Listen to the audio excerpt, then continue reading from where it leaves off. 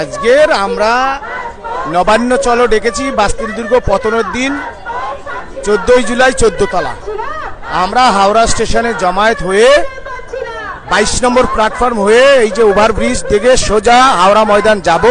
হাওড়া ময়দান হয়ে আমরা একেবারে সোজা জিজি রোড ধরে কাজীপাড়া হয়ে নবান্নের 14 তলায় আমরা যাব। নবান্নে কেন যাব? মুখ্যমন্ত্রী কেন জেদাজেদি করছেন? তিনি কেন যোগ্য তালিকা দিচ্ছেন না? যোগ্য তালিকা নিয়ে আজকে আলোচনায় বসে যাক, ঝামেলা মিটে যাবে। সেটা না হলে সংঘাত যদি করতে চান বাধ্য। আর 21শে জুলাই সভামঞ্চে তিনি যদি কিছু খোঁজেন, যে আরো কিছু শহীদের কিছু খোঁজেন, তাহলে সেটা হবে। মুখ্যমন্ত্রীর এইসব জেদাজেদি না করে আজকে যোগ্য চাকরিহারা শিক্ষাকর্মী শিক্ষকদের সাথে আলোচনায় বসত, এইটুকুই বক্তব্য। আমরা যাব। পুলিশ প্রশাসনের সাথে যা কথা হয়েছে আমরা মানবো তখনই যখন পুলিশ প্রশাসন রাজ্যের মাননীয় মুখ্যমন্ত্রীকে আলোচনায় বসিয়ে দেওয়ার ব্যবস্থা করবে।